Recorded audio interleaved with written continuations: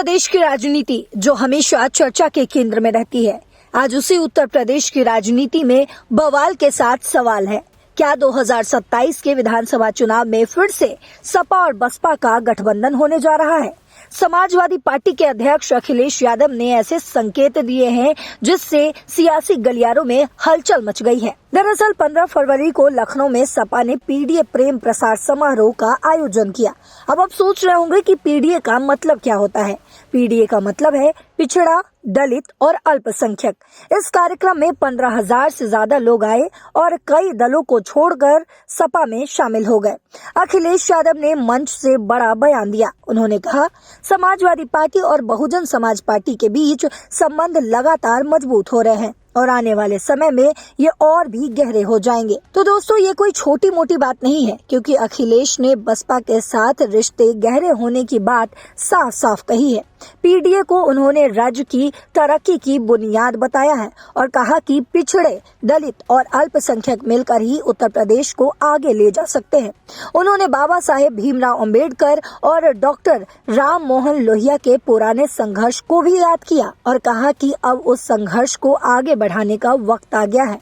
इस कार्यक्रम में एक और बड़ा ट्विस्ट हुआ। बसपा के पूर्व मंत्री नसीरुद्दीन सिद्दीकी सपा में शामिल हो गए। सिद्दीकी मायावती के बहुत करीबी माने जाते थे। वो बसपा सरकार में 4 बार मंत्री रहे थे, लेकिन 2017 में पार्टी से निकाला दे दिया गया। उनके साथ अपने दल के पूर्व विधायक राजकुमार पाल भी सपा में आए। अखिलेश ने इन सब का स्वागत किया और कहा कि ये ज्वाइनिंग पीडीए को और मजबूत करेगी। ये सब देखकर लगता है कि अखिलेश यादव बसपा के कैडर में सेंध लगाने की कोशिश कर रहे हैं। साथ ही मायावती को भी एक सॉफ्ट सिग्नल दे रहे हैं। इतिहास देखें तो 1993 में मुलायम सिंह यादव और कांशी राम ने सपा बसपा गठबंधन किया था, लेकिन 1995 के गेस्ट हाउस कांड से दुश्मनी हो गई। फिर 2019 लोकसभा चुनाव में बुआ बबुआ वाली जोड़ी बनी, लेकिन हार के बाद ये टूट गई। अब 2027 के लिए फिर से गठबंधन की बातें चल रही हैं। अखिलेश ने योगी सरकार पर भी निशाना साधा। उन्होंने शंकराचार्य के अपमान का मुद्दा उठाया और कहा कि हम शंकराचार्य जी के साथ हैं। भाजपा पर आरोप लगाया कि वो परंपराओं पर सवाल उठा रही है और दूसरों से सर्टिफिकेट मांग रही है। तो दोस्तों, पीडीए मिशन अब सपा के लिए एक बड़ा हथियार बनता हुआ दिख रहा है। अखिलेश दलित विरोधी टैग हटाने के लिए काफी एक्टिव है। हाल ही में लोकसभा चुनाव में फैजाबाद से दलित नेता अवधेश प्रसाद की जीत ने उनका हौसला और भी बढ़ा दिया है।